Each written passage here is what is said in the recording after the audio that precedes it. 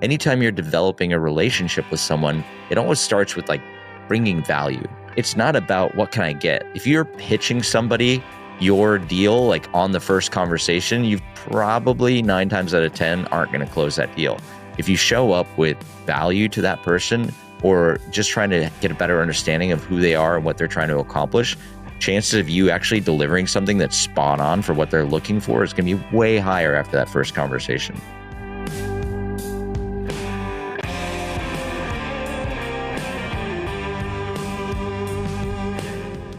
Welcome to Long Run Labs, a weekly podcast from the team behind For the Long Run, telling the stories of those running the outdoor industry where endurance and entrepreneurship meet. This episode is brought to you by Superfiliate, the affiliate platform I've been recommending for years. Look, I've worked with just about every affiliate platform out there, from both on the brand side and on the creator or partner side, and Superfiliate is hands down the easiest one I've ever used. From setup to tracking to payouts, it just works. No clunky dashboards, no confusing workflows, just clean, simple tools that help you drive results.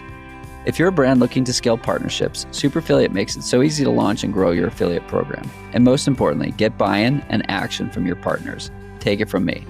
Empower your customers and creators with co-branded landing pages with their own user-generated content.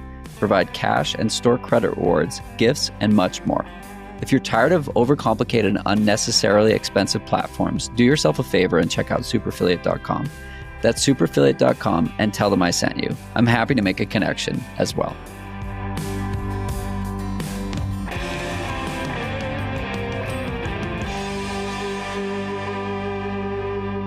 And we are back with Aaron Lutze joining on the podcast Long Run Labs today. Aaron, I am thrilled for the conversation we're about to have.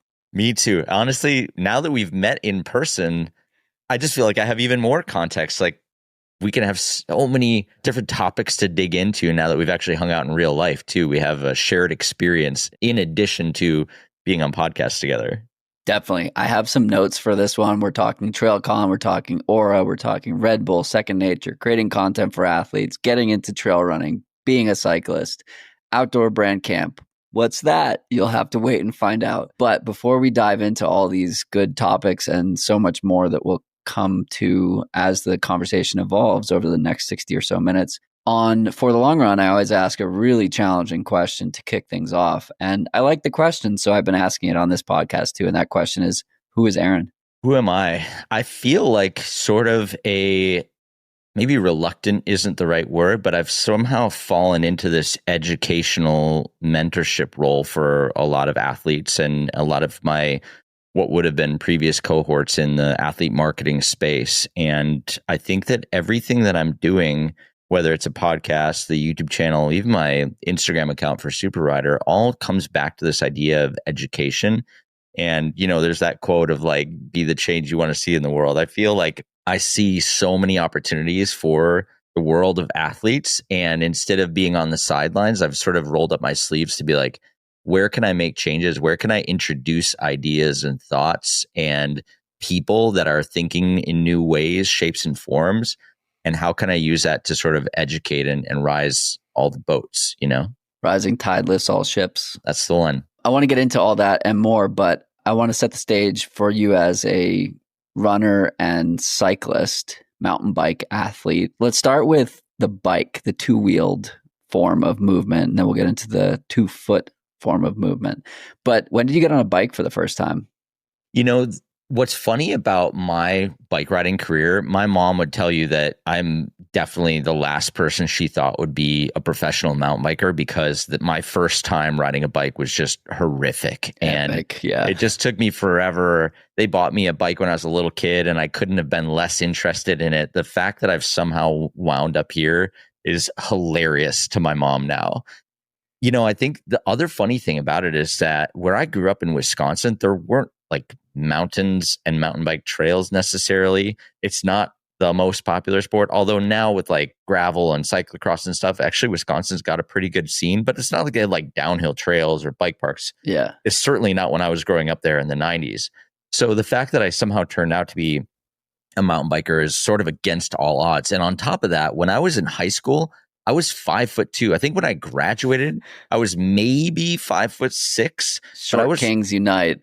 I was the shortest kid in my class. I was the least athletic, last pick. The fact that I'm somehow reached this level of professional athlete and in any way you want to, whatever, it's sort of, yeah, kind of even surprising to me that I've ended up here because there was no reason anybody from Wisconsin should have come into the mountain bike space. There's no reason that somebody, my shape and size should have been, interested in mountain biking in the first place. Yet all of those factors actually contributed to the lane that I chose within mountain biking. So if you know anything about mountain biking, I'm started off as a trials rider, which is sort of like obstacle riding up and over stuff, kind of rock climbing on a bike. And the reason why I did that was because I was too small and not athletic enough to keep up with my friends that were riding cross country. They were way fitter, way stronger, way bigger. There was no way that I could ever keep up with them. And so in a chance encounter, I met somebody who knew how to ride trials on like a road trip. I was in the middle of nowhere, Idaho, just like ran into this German kid who showed me how to hop on my back wheel. And then I saw my lane and I just went for it. And all of a sudden, technique could outweigh muscle. And so I was able to outride all of my friends and do all these new techniques that they couldn't even start to work on. And once I got my opening there, I just went for it. And so that's what really got me into mountain biking. I came into it probably the most non-traditional path you could possibly get to. And I don't know, maybe that's foreshadowing for the rest of my career. I feel like everything else I've done has been extremely non-traditional.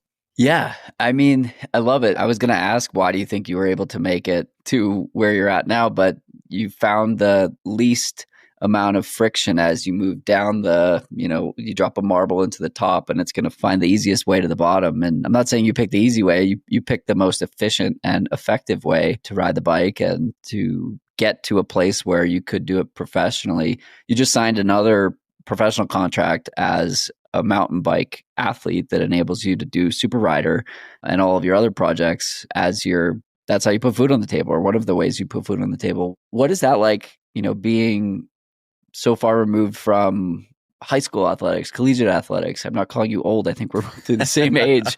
But as the years go on, like, you're still doing what you love. How is that the case? I think that I took a huge break in between to go sharpen up, all my skills behind the scenes, working for Red Bull as an athlete manager and a field marketing manager, and all the roles that I held at Red Bull gave me a lot of information to become extremely dangerous when it came time to negotiate contracts or to develop output that I knew would be valuable to a brand. Yeah.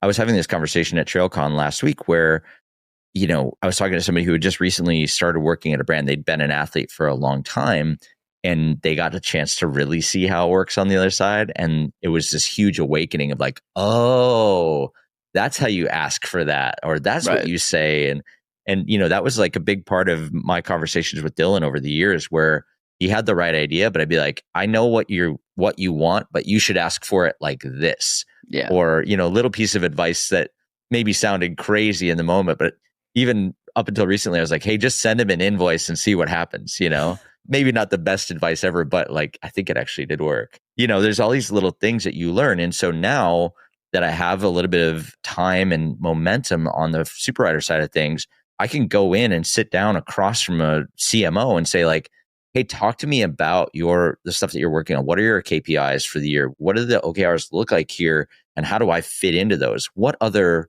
athlete even cares enough to sit down across from a CMO and ask those kind of questions? I feel like the internal conversations, when you're privy to that, you can actually have way better conversations when it comes time to sponsorship.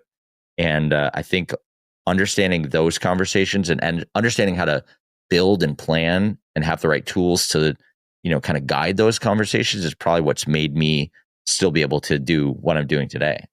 Yeah, I think it's less about like who wants to do it and more about who knows to do it, right? I feel quite similarly, having been on the brand side for 11 years and being in those conversations where like I know what my team is looking for. I know what the KPIs are. I know what success looks like.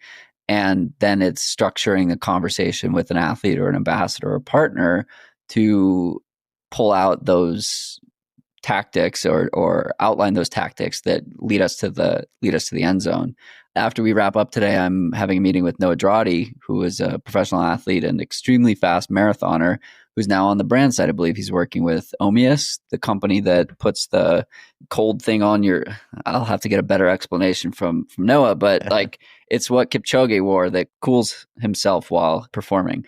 And so he's basically a brand manager and speaking to the former version of himself, the athlete. And I can't wait to hear what he has to say, having attempted to negotiate with Salomon and Saucony and these brands over the years, and now having this type of experience. And it's the same conversation that I've had with Dylan and with others around, if you want to build a successful partnership, you have to communicate. There's no other way. You can't just, in 2010, you could march into a room and say, I'm a great athlete, you should partner with me. And that would work. Today, 2025, it doesn't work. You have to be interesting. You have to help facilitate the delivery of whatever they're looking for in that discussion. It's interesting now that there are so many different ways to show up as a brand and with brands. And I think one of the things that you probably have seen is this idea of congruency. Like, is the partner congruent to the brand in terms of goals, in terms of message and everything? And I think one of the biggest struggles right now that I'm personally feeling is finding that congruency. I was joking with Steve Holmberg and Matt Sharkey about this the other day, where I feel like sometimes I'm playing a game of Go Fish, where I'm like, I have an Instagram following over 100,000. No, okay. I have a YouTube over 130,000. No, okay. I have a newsletter. I have a podcast that's B2B. No, okay. I'm also posting on Chinese social media. Oh, that's the one. Okay, let's go with that one. So like, you're trying to find this level of congruency, which is great if you have more than one thing that you offer up. But also because, all these brands have all these different things they're trying to do and different KPIs, finding that first, layer in that you could be congruent on can sometimes be a little bit trickier. Whereas in the past, it was like, I race. Like, what more do you want from me? Yeah, and like, perform. Now there's more stuff, even in the, UGC world of, awareness conversion or consideration conversion, like, well, which one of these are you looking for? Whereas in the past, we didn't have any of that stuff. It was just like, they're a great athlete. Let's just go sign them and put our helmet on them, The awareness, consideration, conversion piece is, I probably said it on your podcast when we chatted, episode 45, about brand versus performance marketing. Like, you can have 2 of 3. Sometimes you definitely can have 1 of 3, and you probably can't have 3 of 3. Yeah. And about 50% of the time, the brand doesn't know which one they're looking for, which is a red flag. If the brand knows which one they're looking for and they can stay committed to that, like, many times brands will know what they're looking for, but they don't stay committed to that one thing. They're like, oh yeah, you're not converting, so this isn't working. Like, I did a partnership with a brand that wanted awareness and some consideration, and ultimately the partnership didn't renew because it didn't convert. And I was like, we didn't agree on that. We talked about, you're a new brand and you want to get into the space and you want to leverage me and my use of the product that I love. Okay, well, I'm not going to focus on conversion. And then, 3 months later, it's like, okay, I thought we weren't obsessed with conversion. So back to the Go Fish analogy, I'm curious to know from you, from your experience, how do you tease that out? And how do you, particularly knowing that different people within a brand are looking for different things, right? You have a growth marketer, you have a brand marketer, you have somebody who's focused on retention. And if you speak to a different person, they're all going to have different KPIs or things that they're looking to achieve, and budgets set aside against those things. And you're not going to satisfy everyone, right? If you're driving new customers, that's not going to lead to success for the retention manager immediately. Maybe in 6 months it will, but that's a completely different conversation. And the partnership might have lapsed by then.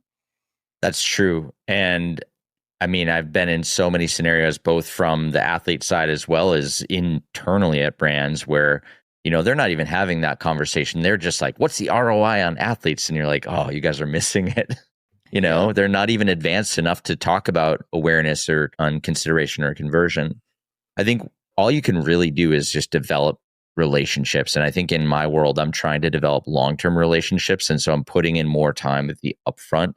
I probably could spin around some faster, shorter term wins if I really wanted to. I think you have to make that decision at a certain point of like, is this a brand that I would like to work with for, a year to 4 years? For the long run. Yeah. Oh, nice. There we go. And if so, then it's really more about developing the relationship with your first contact and really getting to know them and understanding, having conversations about what matters to them and then trying to offer it up. Now, where I think that conversation is teed up correctly is when you have a better sense of like what your value proposition is as an athlete specifically. So for example, with Super Rider, a lot of my content is just I'm teaching beginner and intermediate riders how to have control and confidence on a bike. And so it doesn't make sense for me to go to a bike brand that's selling $12,000. Yeah, like that. Okay, that's not the right fit for beginner, intermediate riders. I should go to a brand that's like really all about having fun, getting you on a really high quality bike that doesn't cost an arm and a leg. And that's where, in my case, Marin made a ton of sense. So it made sense for me to go to them and be like, hey, I'm speaking to the same people you are. And I'd love to get a chance to have a chat with you and get to know you guys and get a better sense of like how you're speaking to those people. And maybe we can just compare notes. And I think like anytime you're developing a relationship with someone, it always starts with like bringing value, right? It's not about what can I get. If you're pitching somebody your deal, like on the first conversation, you've probably 9 times out of 10 aren't going to close that deal.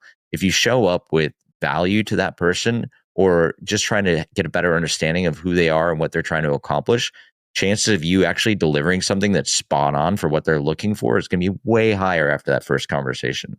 Totally. I spent the last 2.5 years focused on enterprise sales. And the joke with enterprise sales is success is getting your customer promoted, right? It's like doing something or delivering some massive amount of value that it makes their job easier and makes them look like an absolute hero and winner, that their boss is going to be like, dude, whatever you're doing, great job. Like here's a promotion. And if you can tie that back to your solution or whatever you're doing, that's a win for everyone. Yeah, I mean, that's the best thing too. If you get somebody promoted or even if they get a different job at another brand and then they pull you over there, then you just like doubled your surface area in terms of partnership or increase your odds that things are going to work out, right? Definitely. I love the comment around understanding your audience. I think that that's absolutely critical. At Insight Tracker, we had a period where we realized that our customer was a 40-plus-year-old and interested in XYZ. And so we were filtering social audiences based on demographics. And so it was storytelling to the right audience about the right conversation at the right time in their life, right? A 25-year-old athlete cares about things quite differently than a 40-year-old athlete and is willing to invest differently and is thinking about things differently. And so it was capturing the mind share at the right phase of life versus like a thing that can help you perform better. Well, if you're 25, you might not need as much assistance in performing better. You do, but you don't think that you do, kind of a thing. And so it's like meeting people where they are versus thinking that the solution, right? Because everybody could benefit from a $10,000 bike, $12,000 bike, but not everyone has the means to do it.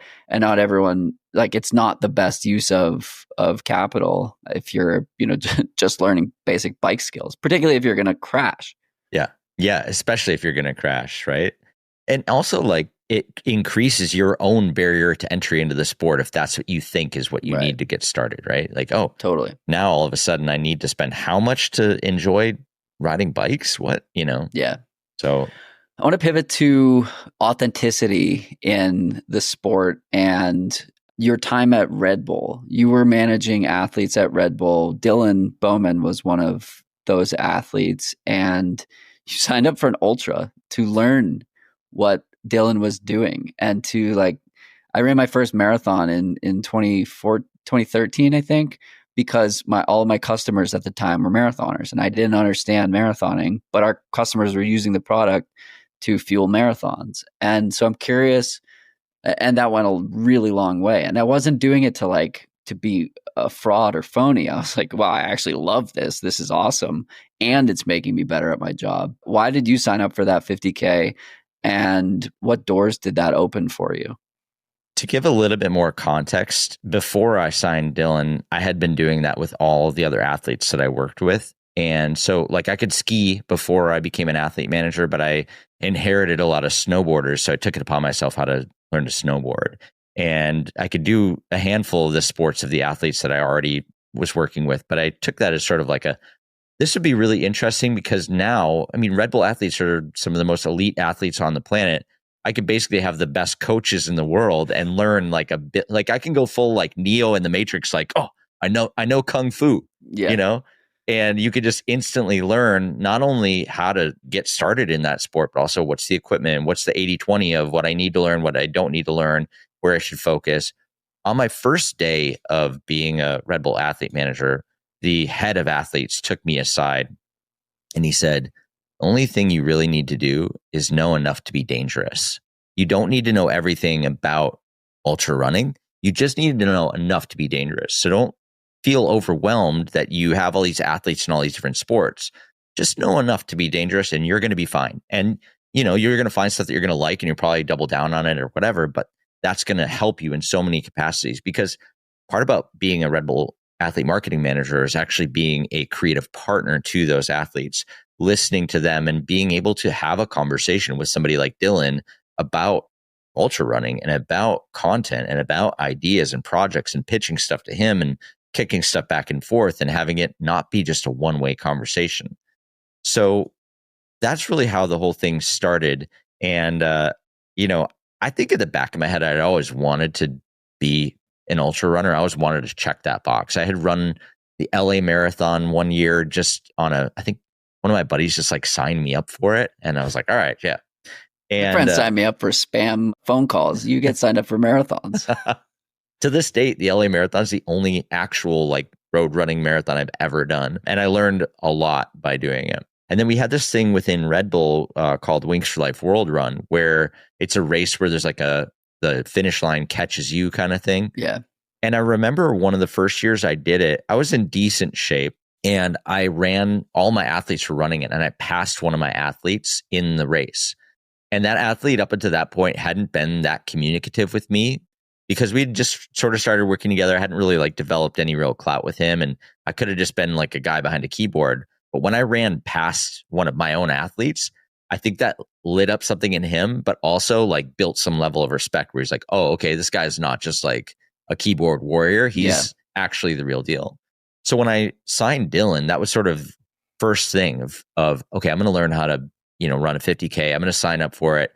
And I want Dylan to coach me. And so it's this way of developing a shorthand with someone where all of a sudden I'm showing you that I'm really interested in what you have to do. But we're going to communicate a lot over the next couple months because I'm going to be training on a program that you wrote for me. And to Dylan's credit, not only did he write the program, but he came to the race. Way Too Cool 50K was my first ever trail race. And he was there at the finish line, so stoked. Cupcake in hand. Oh, he was so fired up.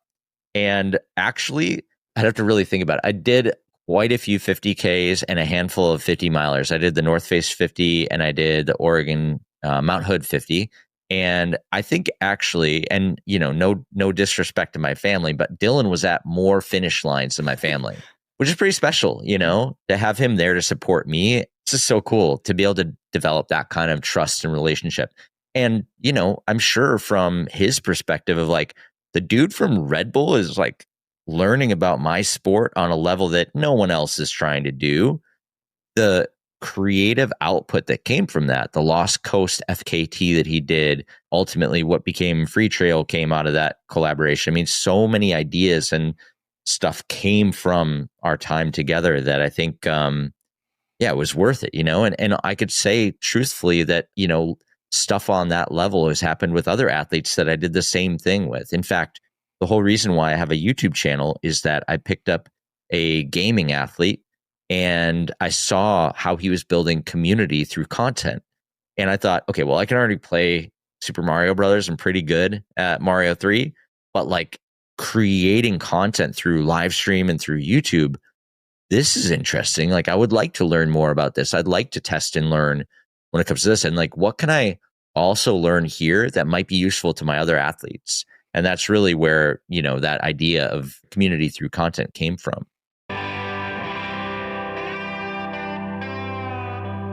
Your reviews are like high-carb fueling for our show. They keep us energized and help us reach more of our goals. So if you've got a sec, leave us a 5-star review wherever you listen. Hey, Jonathan here, and if you're tuning into Long Run Labs, chances are you're someone who's building something, a brand, a product, a community in the outdoor or endurance space. You know what it takes to push boundaries and think long-term. But here's the question. Are you investing in yourself the way you invest in your business? That's where Eternal comes in. Eternal is a performance health company built specifically by people like us, for people like us, high performers who treat their lifestyle like their work, seriously. Whether you're a founder, marketer, athlete, or all three, Eternal's mission is to help you better understand and optimize your health for the long haul. Their Performance Physical is a 2-hour in-person assessment available in New York City or San Francisco, including metabolic testing, mobility assessments, over 70 blood biomarkers, and a full movement screen, all interpreted through the lens of endurance, performance, and female health for the women, not just general population averages. There's also the Foundations Plan, available in 7 states for now, with more coming every week, which starts with a deep blood panel and translates your biomarker data into an actionable plan, including what and when to eat, your supplement needs, all based on your training, and personalized and reviewed by sport-informed physicians and dietitians. It's also guided strategically by experts like Dr. Stacy Sims to help with the focus on women's health. Excitingly, I've also been working with Eternal behind the scenes as a consultant, and I'm proud to partner with them here on the show too. This is the kind of personalized, hands-on healthcare I wish I had access to years ago, especially now that I'm squarely in my mid-30s, and I know it'll resonate with this audience. So if you're building something ambitious, don't leave your own health as the bottleneck. Check out eternal.co, that's C-O, and use code LRL for 10% off your performance or foundations plan. That's eternal.co, and tell them Long Run Labs sent you.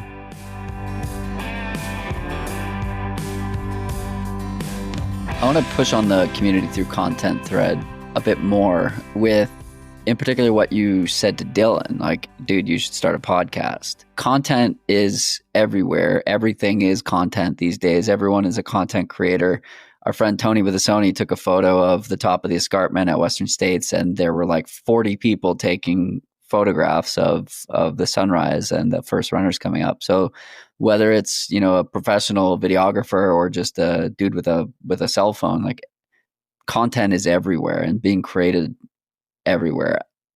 Community through content is not everywhere. Talk to me more about that and what that conversation with Dylan was, and why you think you and he have been able to create community through content over the years. I think the easiest way to sort of put it in context for Dylan is that it's pretty difficult to push a car when it's in park, but it's pretty easy to push a car when it's in neutral. And I would say that Dylan was that car in neutral. He was really interested in talk radio. And in fact, I would run with him on a pretty regular basis, especially when I lived here in Portland. And I would always hear him talking about Bill Simmons and all this sports talk radio and how much he loves all the sports and all the podcasts and all the talk radio stuff. And it just seemed so obvious to me, listening to him as his creative partner with this Red Bull relationship, that it was so clear to me that he needed to be running a podcast. And, you know, we talked about it multiple times where it was like, you should just, you know, go for it, man, like, do it. And in my position as technically in some ways sort of his boss, I could kind of push a little bit harder than anyone else could. And so I really, you know, was like, okay, well, what do we need to do to actually get this thing off the ground? And we've got resources. Let's just get you the equipment to get it started. Let's get you, he found like this podcast school that you could go to, you know, it's like a 1-day class or whatever, just to learn everything about it. And the thing that really, I think, helped him, and also Payson McElveen, who's got a big endurance podcast for cycling, for both of those guys, the thing that we did together as an exercise, well, I did it individually with each one, but I had them write down the first 10 people that they wanted to talk to, and it kind of helped them curate that list. And in fact, in both of their cases, I gave them another 15 people that I just had. Hey, you want to talk to this Red Bull athlete, or you want to talk to this person that I know from here. These people would all be really great for the podcast as well. If you run out of names somehow, here's 10 more, here's 15 more.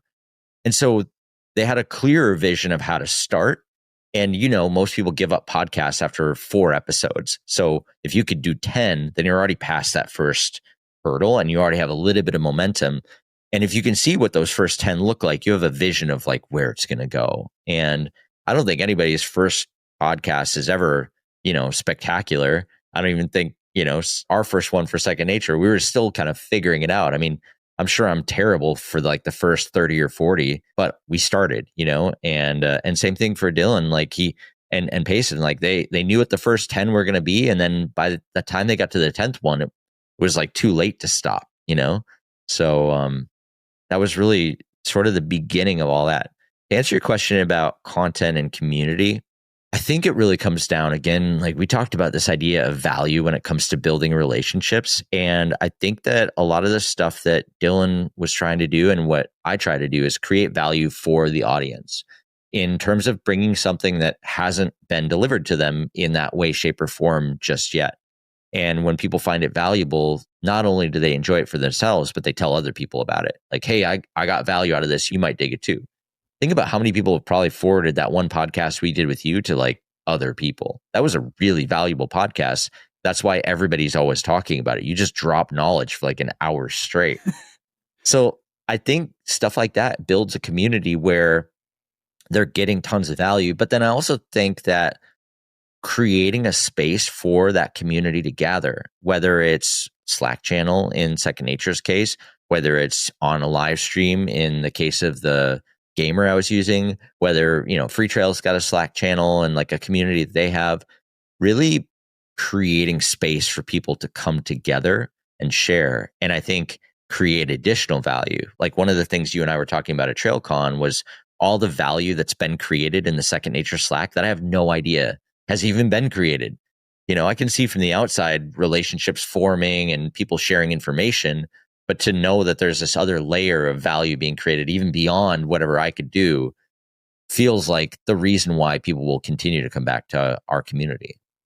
Yeah, I shared an example with you where I met Jonah Steinberg of Intrepid Camp Gear, and we negotiated a partnership with the Boulder Boys podcast, and the Boulder Boys got 3 rooftop tents and a 6-month partnership out of it where everybody felt like they won. And it was a performance-driven partnership where, they're incentivized to crush the first half that unlocks the second half, and they're doing an event and this kind of stuff. But that meeting came about because of Second Nature Slack. And it's so cool that, there are now 8 people that are impacted directly from that one connection that was facilitated through Second Nature. And that's one of probably tens of dozens of examples. I've had so many conversations and exchange of value, like sponsorships, partnerships, consulting setups that I've structured with either myself or for a friend that is partnering with a bike shop that's in Oregon that my friend Ross is working with, like random stuff that somebody is looking for a solution and somebody else has the ability to execute against that solution. And there are 800 people that are doing this in that community. And so when I think about the ripple effect of what you've done and what you and Dylan have done with Second Nature, I mean, I quit my job because of episode 100. Like, no. What have we done? And like, I've been wanting to do it for a long time, but that gave me the inertia. That plus a conversation with a good friend, like 24 hours prior, gave me the inertia to finally do something that I've been thinking about for 2 years. And that's just what I have visibility into. And again, there are 800 people or so in that community on Slack. And I imagine many more that are listening to it. By the way, if you don't know what we're talking about, if you like this podcast, thank you. Please rate and review and subscribe. But also go check out Second Nature and you'll see why it's the most referenced thing that I talk about on the internet because it's just so good. And you've created so much value for many other people. So going to the creation and ideation process, where did Second Nature come from? Where was the idea born and why did you guys create it?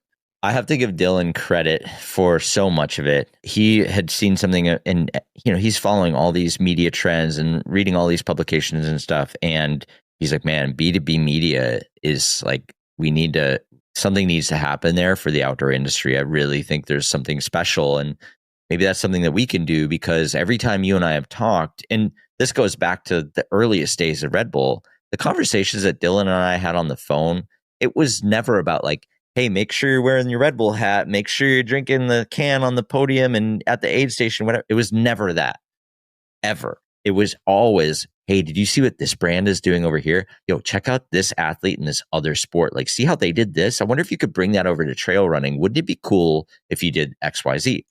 And so much of the conversation that we have on Second Nature is sort of rooted in that original back and forth. It's who, that is the friendship between Dylan and I, is so much of like comparing notes and sharing stuff with each other. Like, yo, check this out. Because we're both nerdy about the same thing, basically, is what it comes down to. And we just love talking about this stuff. We love learning about this stuff.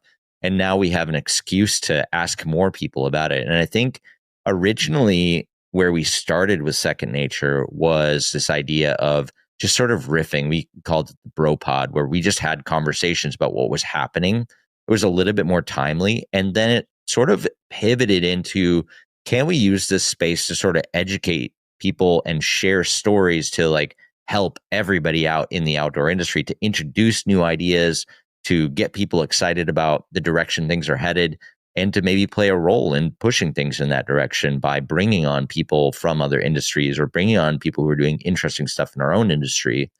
How do we tee all that up through the podcast, and how do we make it something that's incredibly valuable to the listeners first and foremost?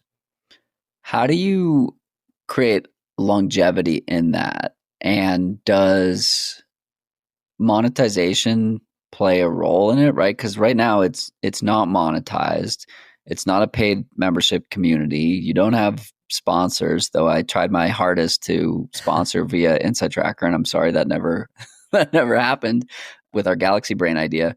But talk to me about the longevity of it and how you think about that. You went from 2 episodes a week to 1 as a way to make it more sustainable. But how do you do this for the next 5 years so that you're thinking about, you're continuing to adapt and evolve? And I just listened to the episode with Mario Fraioli, and he's like, you asked him, are you thinking about the next 500 episodes? And he was like, or the next 500 newsletters versus the first 500. And he's like, well, all I know is that the strategy will change, but I can't think about it in 500 unit chunks. It's, a couple at a time.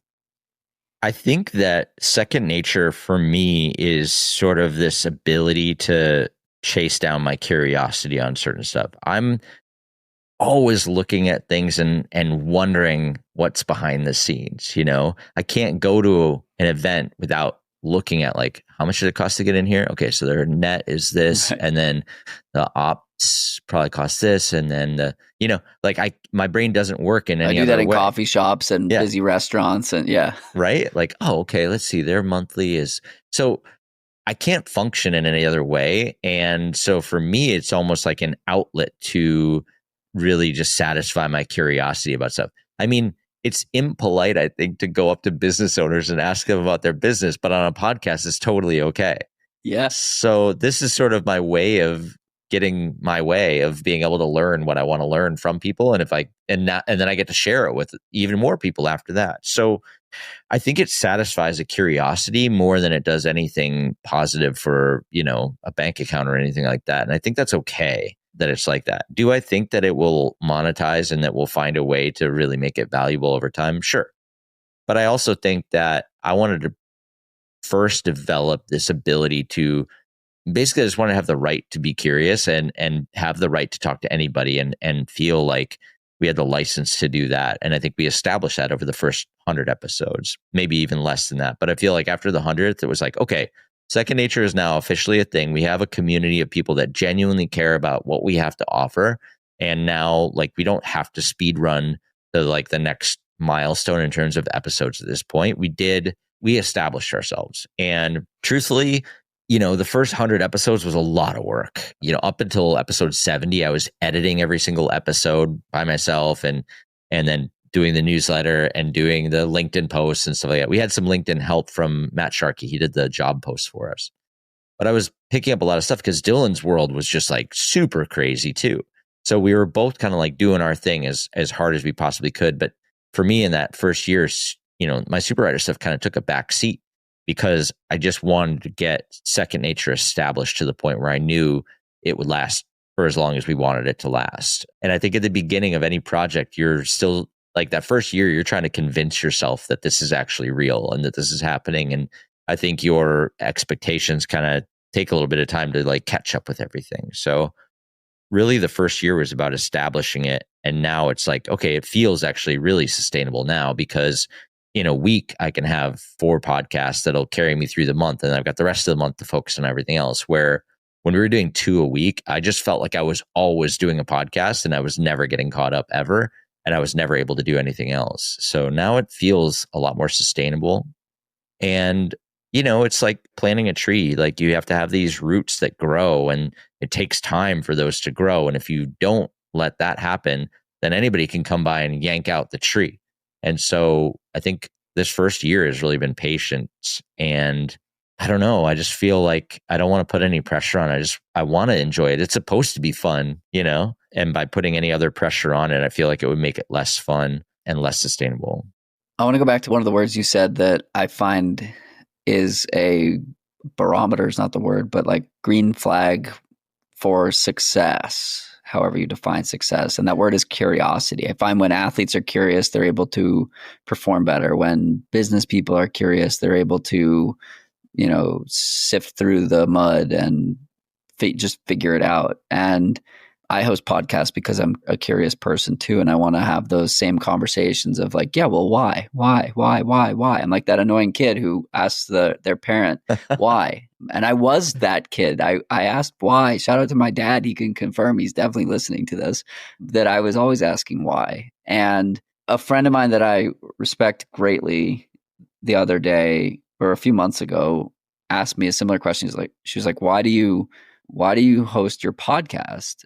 And who are you doing it for? And I was like, because I'm curious. Like I want to have the conversations. I started my first podcast because I was already having the conversations with elite athletes and I was curious why they were able to be successful.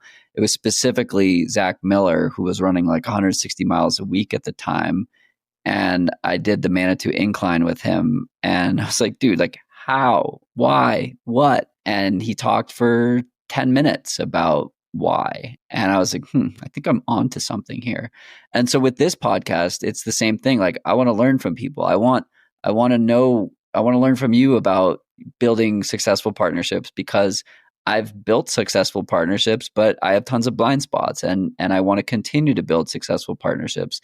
And I want to know the questions to ask and I want to know how to think about things differently than the way I'm doing it. And when I first came up with this idea, I was like kind of concerned that you and Dylan would be like, hey, that's our lane. Like, get out of it. And you both responded like so awesomely, like, yeah, and I want to be on it.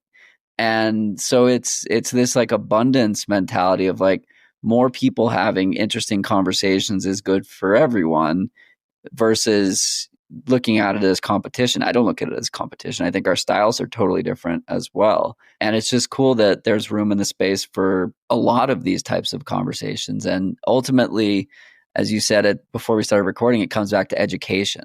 And so I want to dive in further on the education piece and what you're doing in working with athletes and brands and what more they can learn from you and how they can do that beyond your podcast. So maybe we can dive into the super duper exclusive breaking news, boom, boom, boom, boom, and tell me more about the scoop we're getting here. Well, just one thing I want to say too on the curiosity thing. I think a really good mindset to always have is this focus on test and learn. And I think launching the podcast, even for us, was sort of a test and learn. Why I started posting on Substack, test and learn. Do everything with this mentality of like, I'm going to test it out. I'm going to learn something and then I'm going to decide how I'm going to reapply that. And I'm not locking myself into saying I'm going to do anything forever, but I definitely am going to learn from it. And if I see the results from it, I'm going to continue doing it, or I'm going to take what I learned and apply it somewhere else. And I think that's what's on the content side of things with all the short form and long form content that I do with SuperRider specifically.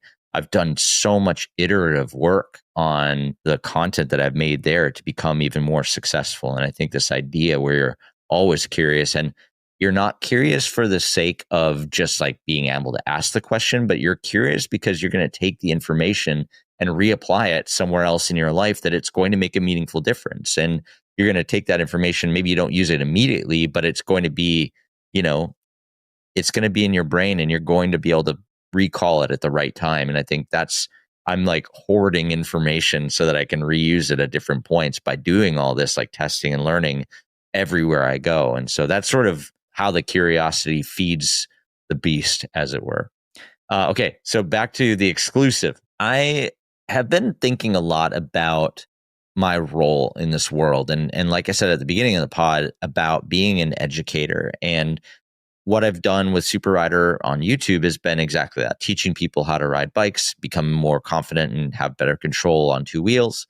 And some of the biggest episodes that we've done have been in sort of this 101 territory. Your podcast, for example, on performance marketing was sort of like, hey, here's everything you need to know about this one thing, or at least a really good starting point that if you know nothing, this will get you up and running or give you enough information to be dangerous. And I spend a lot of time throughout the rest of the day when I'm not on podcasts, talking to athletes and talking to brands, helping them get just a better perspective on that back and forth conversation between the two. And my friend Lauro met me a while ago in Portland, and we were talking about this idea of education. And Lauro has a background of creating course content for a lot of software engineers and stuff like that. And I had been kind of noodling on this idea of a course for mountain biking or sponsorship or something, because actually before we launched Second Nature, I had launched a channel called Superathlete, which was supposed to be sort of like education for athletes to help them get sponsored. In fact, if you scroll all the way down to the very bottom of Second Nature, you can see a somewhat cringy video of me kind of giving the 101 on athlete sponsorship from the perspective of an ex-Red Bull athlete manager. So anyway, the more we talked about it, the more I was like, I think that actually the thing to do with everything I'm teaching and all the conversations we're having on Second Nature would be for me to have an extension of that somehow, that's an extension of me. And that turned into this idea, which was sort of based on a galaxy brain that I had a while back called Outdoor Brand Camp. So my original idea for Outdoor Brand Camp would be to get everybody together at an event, bring in all kinds of speakers from outside of the outdoor industry to inspire and educate people in the industry, and then, send everybody on their way after a couple of days. And I got so many DMs and texts after that galaxy brain dropped. But the idea of putting on an event and flying people in and raising funds and all that kind of stuff is just such a nightmare, especially with everything else that's on my plate. I thought that a more reasonable and efficient way to do that would be to basically create courses online that could offer up some of that same insight and sort of synthesize the conversations that I've been having on a daily basis.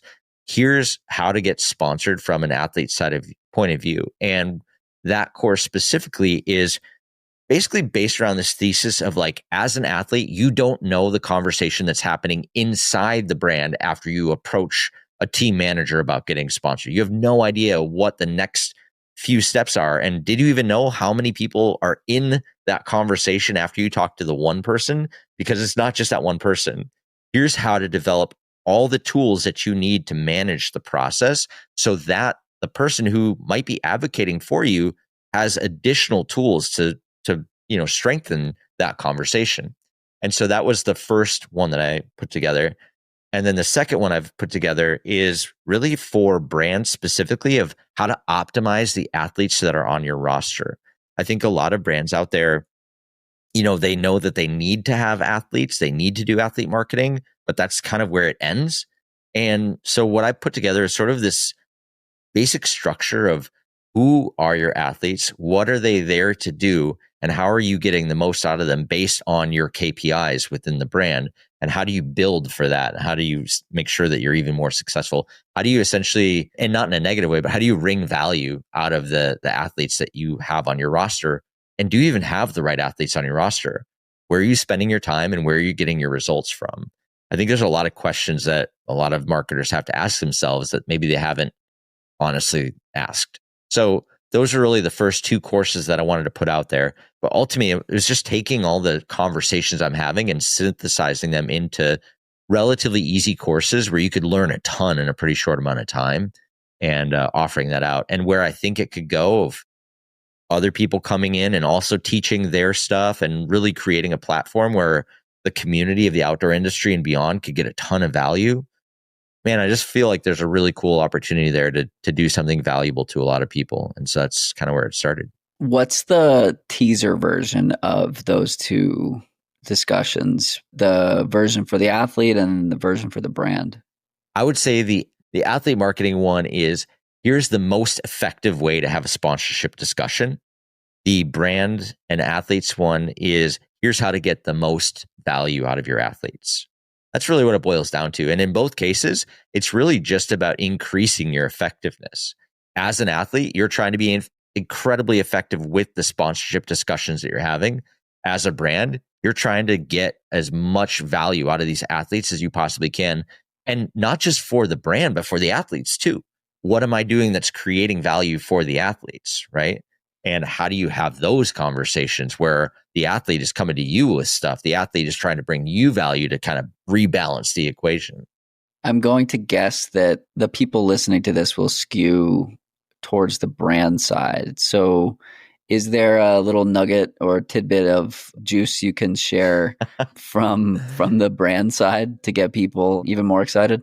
I think one of the things that I'm really trying to push is this idea of, what does it mean to be an athlete and to be a part of this brand? So what does it mean to be a Red Bull athlete? That's a pretty easy one to answer, right? There is something attached to the helmet, of course, but like the actual value of Red Bull, I think, to why athletes seek out the brand, why they want to do stuff. And let's just be honest, from the monetary side of things, we signed deals for a lot less money than most people would have expected, because people were just desperate to become Red Bull athletes because of what that meant.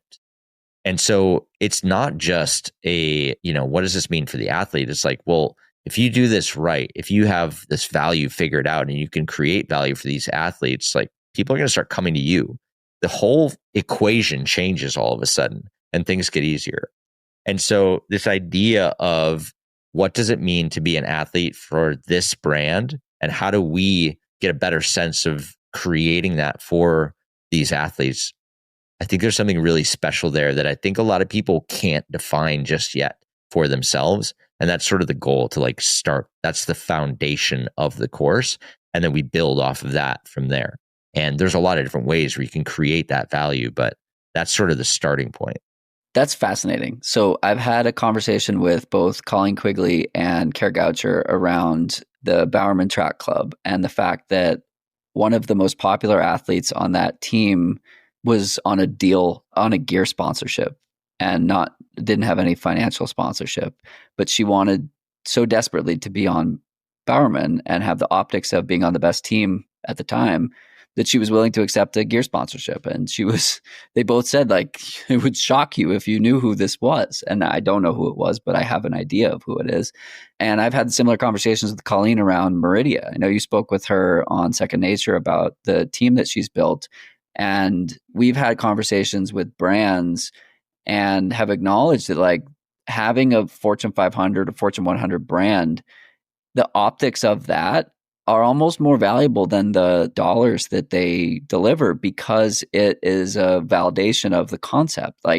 If this billion-dollar brand says, yep, we're going to be involved with this, we're going to put our name behind this, and we might even give you some money, the second and third sponsors come much faster than the first one. And I think that there's a lot of power in knowing that on both the brand and the athlete side. And it's not to say, go be willing to be taken advantage of on the athlete side, or go take advantage of the athletes on the brand side. It's to say, there is non-monetary value being exchanged in every transaction, in every relationship. And specifically calling that out and acknowledging it will do more for both parties than one party assuming the other sees it and perhaps they don't, with you overemphasizing the value on what that is, or underemphasizing it if it's not something that you've even acknowledged yet.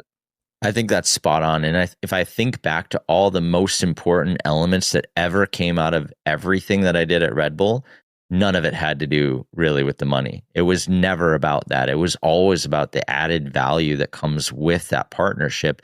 And so much of the added value wasn't created from anything other than the relationship that existed and the investment personally that we had. The whole idea of, me running ultra marathons with Dylan wasn't just about me getting out there and running. It was about me being really engaged and becoming a creative partner with him, which obviously has played out in a million ways since then. And I can tell you that for all the other athlete managers that worked at Red Bull and for all the other athletes at Red Bull, many other scenarios look exactly like this because the brand was invested in the athletes beyond money. It was about really trying to get the most out of those athletes for their own, long-term success and helping them have a better understanding and being a sounding board and creative partner. And so many times in a conversation, a brand will return with like, well, we don't have any money to spend. Sorry. It's like, well, okay, but what else do you could have? you do? Like maybe I'm not looking necessarily for money at this point, but you have some other things that would be really valuable to me. Or maybe even not worse than that, but like, I don't know if, like having a partner that's not really vested in your success, but is willing to pay you, like almost feels empty sometimes too, where it's just like, hey, do you want to riff with me on stuff? Do you want to like come up with ideas together? Because that's what partnership actually is. Partnership is not you just paying a fee all the time. Partnership is us working together to accomplish our shared goals. And if I do my stuff even better, you reap the benefit from that, like your success is mine. Yeah. And in the same way that you're trying to get people promoted by doing good work with them, like I can't do that for you if you're not partnering with me, I think that if a brand sees the athlete relationship as writing a check and that's that, it's leaving a whole lot on the table and it's a waste of time and effort in some capacity. If you're not investing in activating with the athlete, if you're not invested in connecting them with media, like I have had a partnership with Puma for 2.5 years, and I asked them, like, why do we keep renewing? And the answer was trust and that I make things easy for them. And a lot of that is like the trust in my recommendation or testing the shoe or whatever, but also the trust that the athletes have in me to tell their stories. And I have those athletes on the podcast. I make it easier for the athletes to deliver on their deliverables and leverage the other quote unquote assets. I don't want to say it that way, but leverage the other assets that they have in their portfolio as well, and helping to make easy to publish content that they need to promote or that benefits all parties. I've had a lot of conversations lately with athlete managers. I hosted a panel on the professionalization of trail running at TrailCon, where I spoke with athlete managers from Adidas Terex, with On, Merrill. I spoke with a second signed athlete from Satisfy. I had Sydney Tremaine, Garmin sponsorship manager, on the podcast when I was in Tahoe. So I think there are a lot of these people listening to these conversations. What's your call to action to them, and how can they step up their game in the pursuit of better partnerships? I think that it really comes down to, the idea of bringing value, right? How do you do that outside of just the parameters of the contract and your own, internal KPIs for your job?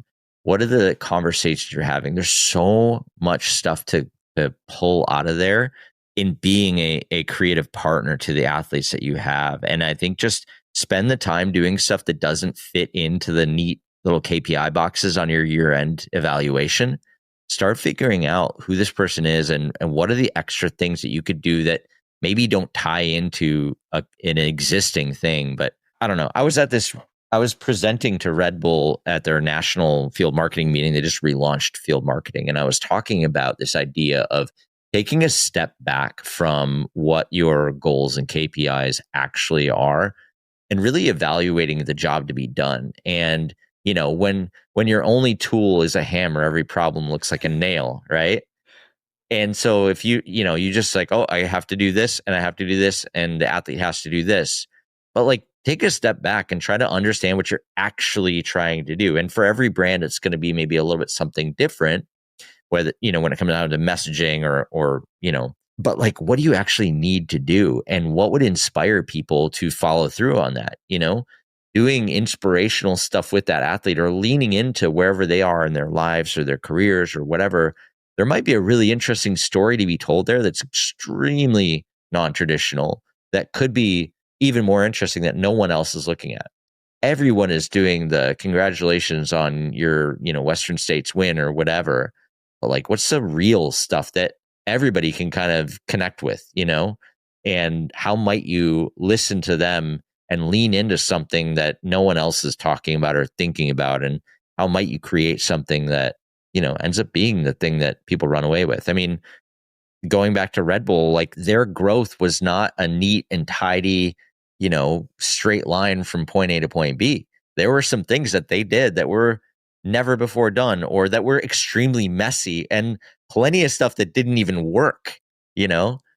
People miss that kind of stuff, but you have to try. You have to do different stuff. You have to dig into who these people are and try to do something that's a little bit different and tell a real story, because we already know the story of like, I tried really hard and I won the race, or I tried really hard and I lost the race. We know that one already. Give us something new. I love it. Aaron, this has been a blast. We could probably go for many, many more hours, and we'll have to reschedule at some point to check back in a few months. And yeah, I appreciate everything that you've done for the Second Nature community, for the endurance community, for inspiring me to take a bet on myself and facilitating a place to do it and feel confident enough to take a flying leap. So I'm so grateful for you and everything you've done, all the value you've created for me. And I hope that I can even help deliver a sliver of that back to you. But I appreciate this last hour and this conversation, and hope to see you out in the wild again soon. Yeah, honestly, I'm so honored that, you've taken so much of that to heart, and I'm excited for you. And honestly, I think more than everything, I'm relieved that, we've put all this effort into making Second Nature what it is, and it's resonating, and it's making an impact in a meaningful way, that people are making positive changes, and they're creating great opportunities. And like, to see you go off and do that, like, how cool that we even played a tiny role in that. Like, I'm so more than tiny. I'm so like honored that exists, but also like, wow, we put a lot of time and energy into creating this, and to know that it actually was meaningful is like such a gift. Honestly, thank you. Likewise. Well, this has been a blast, and I'm stoked to share this conversation. Right on. Thanks for tuning in to this episode of Long Run Labs. If you like this episode, make sure to subscribe, leave a review, and share it with someone who's building something of their own.